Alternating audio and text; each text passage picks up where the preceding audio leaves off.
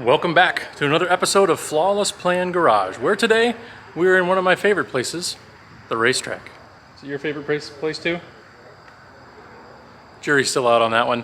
Yeah. Anyway, we are here with the Corvair at Hastings, Nebraska, at the Motorsports Park Hastings for the 7th annual Corvair Track Classic. Now, you might wonder, why would there be a classic race of Corvairs? And this is a question many of us have also asked over the years. Corvairs are maybe not something you envision as being in their natural habitat on a racetrack. Yes, hello, how are you? But actually it's a ton of fun. We get Corvairs from all over the country. We get the track for the weekend and we have a great time. This should be a great time. It's always a fun weekend. So join me, we'll hang out, we'll see what breaks and what doesn't. Something usually breaks.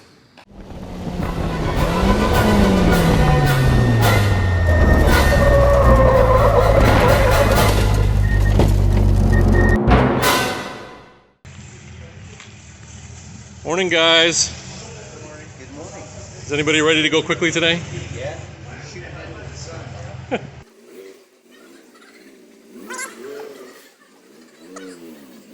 We've got a few cars here that represent 3 generations of family messing with Corvairs. We've got some V8 cars. Mark Allen here with his V8 stuff. I believe this one's LS based.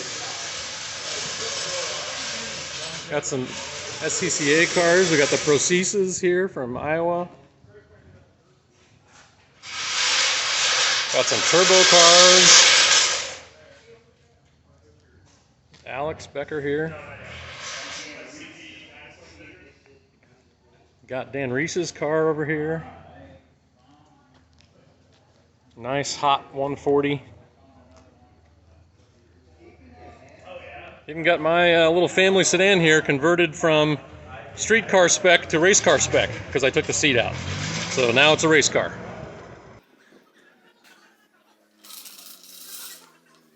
Got some little bit more standard cars. And Roger's Fun Turbo here. We've even got the Flexi Flyer out here today. Not sure if it's going to run or not, but a hilarious car. Completely gutted and stripped beyond anything that's, well, probably even legal in very many classes anymore. It's going to be fun. Saturday morning, we're going to have the drivers meeting here in a few minutes. I'm sure we'll get a few more cars out yet this morning here at the last minute like we usually do.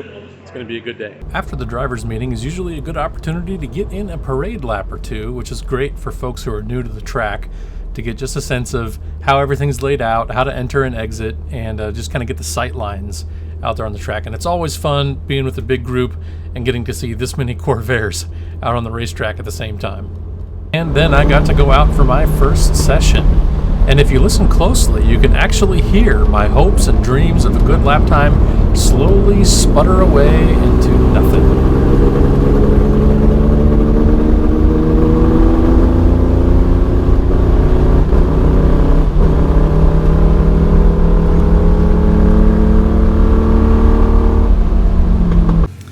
So, quick update after first session. I did make it in without having to be towed in, which is pretty good. Better than a couple others got, unfortunately. But man, no power at all. Misfiring terribly. Couldn't accelerate worth a darn anywhere, but especially under cornering. And trackside reports from my trained observers that I'm not blowing black smoke, so that means I'm just not getting any fuel. So, the carbs are coming off. Update. We have torn apart the carburetors in the paddock, as I so often tend to do. I also pulled the spark plugs. This one, number 1, a little bit of evidence of fuel. Next to 3 and 5, very lean to maybe no fuel at all showing on those spark plugs. This is the primary carburetor base. This is the secondary base. It's as if the primary carburetor has not been feeding it any fuel. Tore down the primary, cleaned everything out. It was spotless. There's no silt in it. The jet was not plugged. Blew air through everything. Everything flows air. I have no idea. But we're going to put it back together and see what happens. You might also be wondering how in the world I knew to look at that side of the engine for a fueling problem. Well, this is a great reason to have a cylinder head temperature gauge, and even better if you can have two, one on each head, because this made diagnosis really easy when I had one side of the engine running 200 degrees colder cylinder head temperatures on the gauge than the other side was. Made it pretty obvious that I had no fuel on one side of the motor. On the second session, things were much, much better.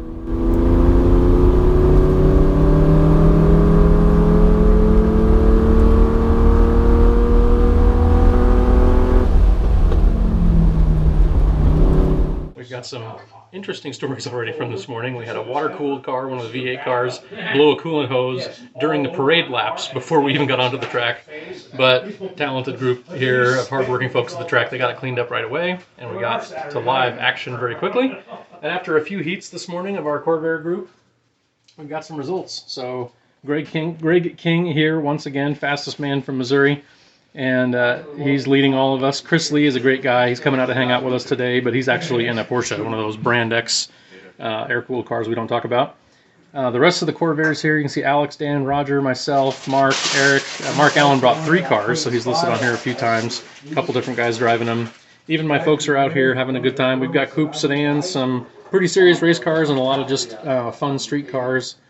So none of us are super fast, but we're having a great time and really enjoying the day.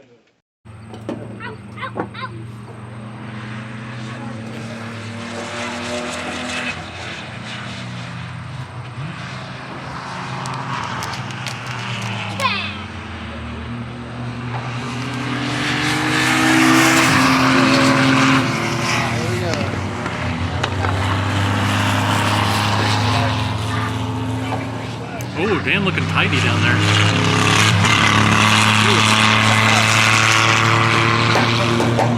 Throat doesn't want to clear on the motor coming out of it though. Is that Roger? Yeah, okay. Yep. Nice. Is Eric?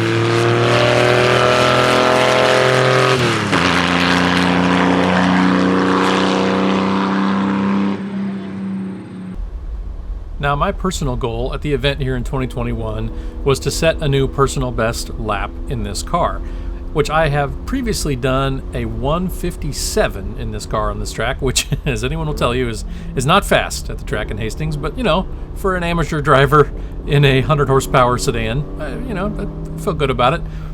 But the last couple of years, I have not been able to get back down around that number, and I have continually been modifying this car to be more and more of a street car and undoing some of the, you know, racier mods that were on it previously. But I had a fresh set of tires this year and really wanted a chance to get back down underneath that 157 number, and actually did that in that first session. So you might have seen my time that first session was a 156 and change.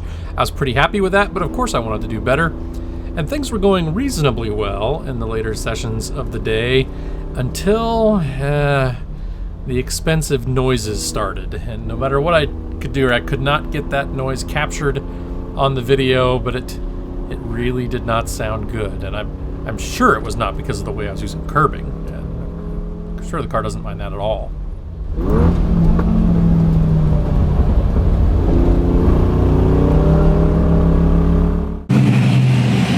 Here I am in my usual place in the paddock, which is under the car, working on it. Report from earlier, couldn't find anything wrong with the carburetors, but put them back together. And without even having time to put the air cleaners on, I just slapped the carbs on, fired it up, and ran out because my group was leaving. And it actually ran well. I ran my best lap, not just of the day, actually that was my personal best lap in this car at this track, full stop, all time. So that was good. It's been starting to make a noise that sounds like something like a wheel is going to fall off of the car. It's horrible and loud and not encouraging at all. So we're checking the front wheel bearings to see if potentially something is loose from the heat and forces up here. Not loose on this side. I'm going to check both sides, but not sure what's causing the horrible, awful, very bad noises from the front. And also, when I put the air cleaners back on, it started cutting out again. So once again, this car just doesn't really feel like it ever has enough fuel. But also, a wheel wants to fall off. So That's how my day is going. But still, pretty fun.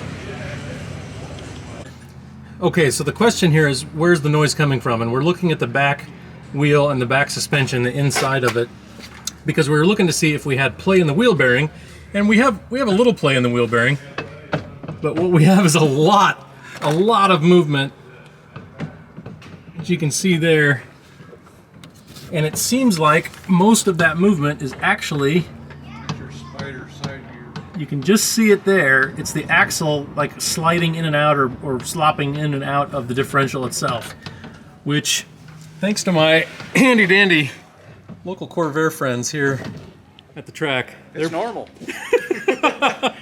totally acceptable. We're gonna weld it. Dan's gonna weld it. We think probably it's gonna be an opportune moment to change differentials. Yeah, maybe not today though, but soon, and for the rest of my life. Welcome to day 2. Quick summary of day 1 on my car. Had the carburetor problems, fixed the carburetor problems, still not sure where the carburetor problems actually were. Then differential problems. Really sounded like the back end of the car, the wheels wanted to fall off. Differentials ready for a rebuild. No big deal. It owes me nothing. When I bought this car 20 years ago, it's the same differential. I haven't really touched it or done anything with it. And this car has seen 7 years of pretty aggressive track use. So no objection from me. It'll get a rebuild at some point in the near future. But driven gently, did some parade laps yesterday with the kids, had a good time. And driven gently, it really isn't an issue. It doesn't make any untoward noises. And at lower speeds, it doesn't seem to either. So I'm gonna go ahead and try the Autocross portion of our competition today in my car, as will a bunch of our other drivers. So we're all getting ready for the drivers meeting here in the paddock. And we had a little surprise rain come through a few minutes ago. You can see a few droplets out here, but I don't think that it threatens to dampen our spirits in any way. Should be a good time. Now the Autocross gets run on the same track but in a different configuration, a much shorter course. Instead of the full 2-mile track, we use about a mile of it for the Autocross portion. And it's a good time. I have absolutely no idea what I was thinking with my hand position in this, and to any of my previous instructors who might accidentally see this video, all I can do is apologize. I have no idea what this clinging with both hands and leaning over driving position is, but it shows in my Autocross times, which are very poor. But it was a good time nonetheless.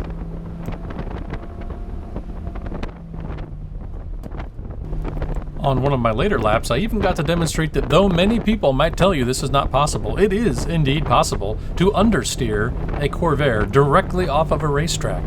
When I managed to combine a lack of talent with a little bit of a greasy spot on the track from some off and on rain, and follow Alex right off the track and into the grass.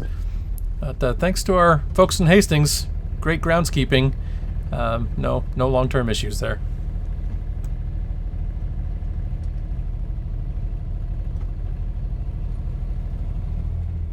And let me just say, it is always a good day at the track when you can drive your car back into the trailer, even if the differential sounds pretty bad.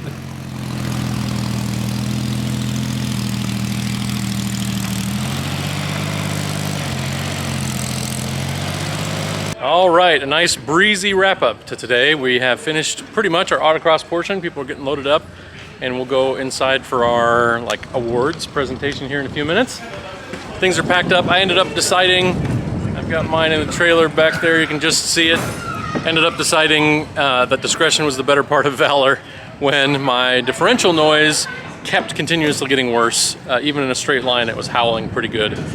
So I took whatever my fast run was, a 115 or something on the Autocross. Take that and go home. Alex is in my class with the turbo car. He destroyed me, but had a great time. Everybody had a good time. Autocrossing was a blast. Everybody got all the laps in that they wanted. We got sprinkled on a little bit in the morning, but overall it cleared up really nice, and we got a nice kind of cool breeze. Car stayed cool and avoided major mechanical mayhem for the most part that way. So another fun Corvair Track Classic in the books. Our closing awards ceremony has always been a great time to just kind of enjoy that last little bit of camaraderie before we all head back home to tell a few tall tales of our time on the track. and just enjoy each other's company. But this time especially, I felt like I couldn't sum up the experience any better than what Carl did. I appreciate everybody welcoming me and taking me in. I've been out of the family of the Corvairs for about 3 or 4 years because I moved to California, opened a business, and sad enough I sold it, but fortunately enough I got my car back, and I put a lot of love and energy in it. Had it for about 16 years to build it, and I'm just glad to be back. And now I remember why I love the car so much, and I love being around you guys. You guys are a great family to be around, and I look forward to the next years to come. So. Beautiful. Thank you. And it's with a heavy heart that I have to close this video by saying that 2021 was our last year for this event. We could not get enough participants to make 2022 work. You know, putting on an event like this is an expensive proposition, both in money and in the countless hours of organization that go into it, and it just wasn't viable to continue without more people. But it's a small miracle that we were ever able to get this to happen, and it's only been due to the enormous time and effort and sacrifices put in, especially by Chris Shade, who started this event back in the day and ran it for many years, and by John and Teresa Miller, who've kept it going these last few years with all of their efforts. My heartfelt thanks go out to all of them and all the others that have provided such a fun event where I got to build memories with my kids and have fun with these silly old cars over the last 7 years. And the hallmark of any great event like this is the relationships you grow and the memories you keep, and those I will always treasure. So thank you. I'll leave you out here with my best lap. Thanks for watching. I'll see you next time.